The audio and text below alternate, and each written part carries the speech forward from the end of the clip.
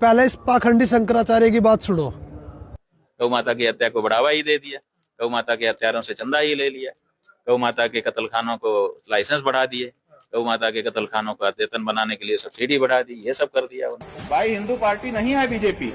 अगर हिंदू पार्टी होती तो 12 वर्ष लगातार बहुमत की सत्ता में, हनक की सत्ता में रहने के बाद भी वो गौ हत्या बंद न कर देती।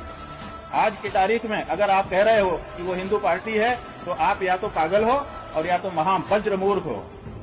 इससे ज्यादा आपके लिए कोई विशेषण नहीं हो सकता। ये पाखंडी कहते हैं कि ये सरकार सनातन विरोधी है, क्योंकि इन्होंने बुच्चड़ खाने खुलवा रखे हैं, मांस कटवाते हैं, गाय का मांस कटवाते हैं। तो मांस काटना, मांस खाना यानी कि सनातन विरोधी, क्योंकि सनातन में परंपरा ही नहीं है मांस खाने का। लेकिन ये शंकराचार्य कहते हैं कि मनुस्मृति हमारा संविधान है। हमारी जो मनुस्मृति है वो केवल हमारे देश का संविधान नहीं है, वो पूरे विश्व का संविधान है और पूरे ब्रह्मांड का संविधान है।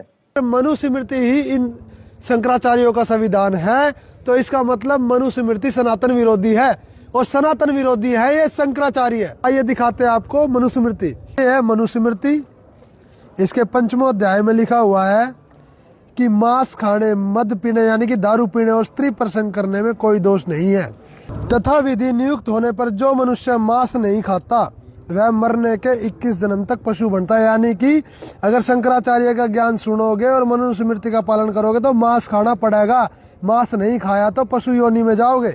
अब आगे क्या लिखा हुआ है, ब्राह्मण कभी मंत्रों से बिना संस्कार किए पशुओं का मांस ना खाए, यानी कि बिना मंत्र पढ़े मांस ना खाए, किंतु यज्ञ में मंत्रों से संस्कृत किए हुए पशुओं का मांस खाए। मांस खाना ही है तो पहले मंत्र पढ़े, विधि अपनाए, फिर मांस खाए, फिर कोई दोष नहीं लगेगा। ये सरकार पे तो लांछन लगाते हैं कि सरकार सनातन विरोधी है, वो मांस कटवाती है, और ये खुद अपने मनुस्मृति संविधान को नहीं बताते जिसमें ये लिखा हुआ है और मांस खाने में, दारू पीने में और स्त्री प्रसंग करने में कोई दोष नहीं है।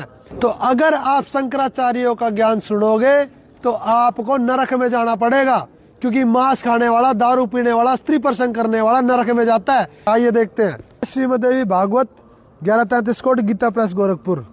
इसके 8वें सकंद में लिखा हुआ है, दंभी नीच मनुष्य दंभ के लिए यज्ञ का आयोजन करके उसमें पशुओं की हिंसा करते हैं, यानी कि मांस काटते हैं। उन्हें इस लोक से जाने पर यमराज के दूत विशेषण नामक नरक में गिराकर असह्य कोड़ों से पीटते हैं।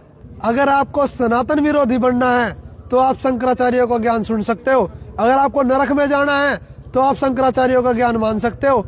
अगर आपको सनातन के पक्ष में आना है और पूर्ण मोक्ष चाहिए, YouTube पे सर्च करें संत रामपाल जी महाराज और जाने सत्य सनातन पंथ की जानकारी। सत साहिब।